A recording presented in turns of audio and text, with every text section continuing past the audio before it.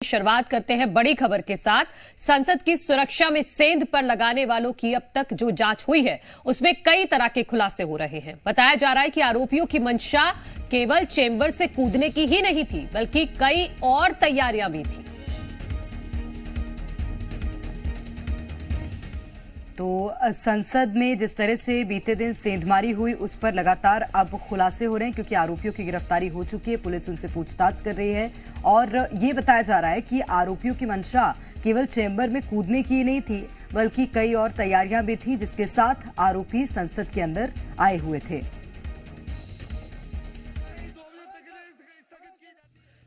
संसद के अंदर और बाहर हंगामा करने वाले आरोपियों का मकसद सिर्फ हंगामा करने और अपनी बात रखने तक सीमित नहीं था, बल्कि उन सब की प्लानिंग आगे की भी थी।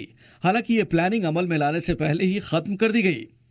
आरोपियों ने पुलिस पूछताछ में यह खुलासा किया कि कई और विकल्पों पर भी विचार किया गया था। दरअसल आरोपियों का मकसद सिर्फ विजिटर्स गैलरी से लोकसभा चैम्बर में कूदना नहीं था, बल्कि इसके बाद शरीर पर फायर प्रूफ जेल लगाकर आत्मदाह करने की प्लानिंग थी। इसके अलावा आरोपियों ने संसद भवन में पर्चे फेंकने की भी योजना बना रखी थी। पुलिस पूछताछ में ललित झा ने बताया कि योजना के तहत महेश और कैलाश को गुरुग्राम में विकी उर्फ विशाल शर्मा के घर पहुंचना था, मगर दोनों वक्त से वहां नहीं पहुंच पाए, जिसके बाद नीलम और अमोल को ही किसी भी कीमत पर संसद भवन परिसर में पहुंचकर स्मोक कैनिस्टर छोड़ने और नारेबाजी करने की जिम्मेदारी दी गई। फिलहाल पुलिस कई और भी राज आरोपियों से उगलवाने में लगी हुई है। खासकर पुलिस आतंकी कनेक्शन को लेकर जांच कर रही है।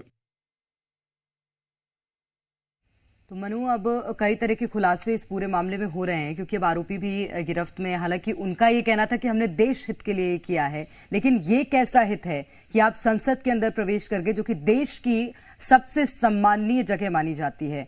लोकसभा अध्यक्ष ओम बिरला ने सभी सांसदों को पत्र लिखकर 13 दिसंबर की घटना को दुर्भाग्यपूर्ण बताया है। संसद भवन में हुई घुसपैठ के बाद लोकसभा अध्यक्ष ओम बिरला ने सभी सांसदों को पत्र लिखा है, जिसमें लोकसभा में 13 दिसंबर 2023 को घटी घटना को दुर्भाग्यपूर्ण बताया गया है। ओम बिरला के मुताबिक निश्चित तौर पर हम सबके लिए यह गहरी चिंता का विषय है। घटना की जांच के लिए 2 उच्च स्तरीय कमेटी बनाई गई है। कमेटी ने काम शुरू भी कर दिया है। सांसदों के सुझावों को तत्काल लागू किया गया है। दरअसल संसद भवन में हुई घुसपैठ के बाद से ही विपक्ष सरकार पर लगातार हमलावर है। घुसपैठ के बाद से ही विपक्ष सदन में जमकर हंगामा कर रहा है। विपक्ष गृह मंत्री से जवाब तलब कर रहा है। संसद की सुरक्षा को लेकर जब सदन में हंगामा बढ़ने लगा तो लोकसभा अध्यक्ष ने 13 सांसदों को निलंबित कर दिया। ओम बिरला ने अपने पत्र में सांसदों के निलंबन और संसद में हुई घुसपैठ के बीच कोई संबंध नहीं होना बताया है। ओम बिरला ने कहा कि ये संसद भवन में श्रेष्ठ संसदीय परंपराओं के पालन से जुड़ा मामला है।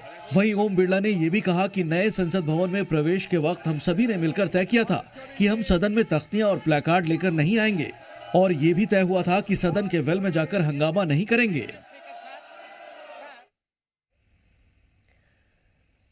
तो लोकसभा अध्यक्ष ओम बिरला ने इस पूरी घटना को दुर्भाग्यपूर्ण बताया है, क्योंकि विपक्ष लगातार इस मुद्दे को लेकर हमलावर है और विपक्षी जो सांसद है वो यही मांग कर रहे हैं कि इस मामले में सख्त से सख्त एक्शन लिया जाना चाहिए और सुरक्षा को और भी दुरुस्त किया जाना चाहिए। संसद की सुरक्षा में सेंध के मामले में सियासत और भी ज्यादा तेज हो गई है। राहुल गांधी ने आरोप लगाया है कि रोजगार को लेकर मोदी सरकार की नीतियों की वजह से इतनी बड़ी घटना घटी है।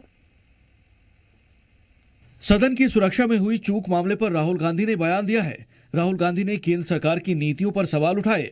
राहुल गांधी ने कहा कि संसद की सुरक्षा में चूक तो हुई है, लेकिन ऐसा क्यों हुआ? देश में मुख्य मुद्दा बेरोजगारी है। देश में सबसे बड़ा मुद्दा है बेरोजगारी का मुद्दा, जो पूरे देश में उबल रहा है। मोदी जी की पॉलिसीज के कारण हिंदुस्तान के युवाओं को रोजगार नहीं मिल रहा है।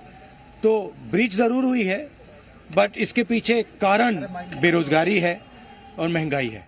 राहुल के इस बयान को बीजेपी ने घटिया राजनीति बताया।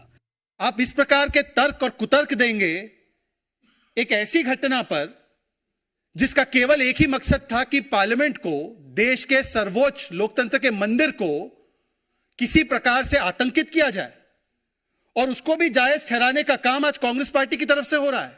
बीजेपी ने राहुल गांधी के इस बयान पर पूरी कांग्रेस पार्टी को घेरने की कोशिश की है।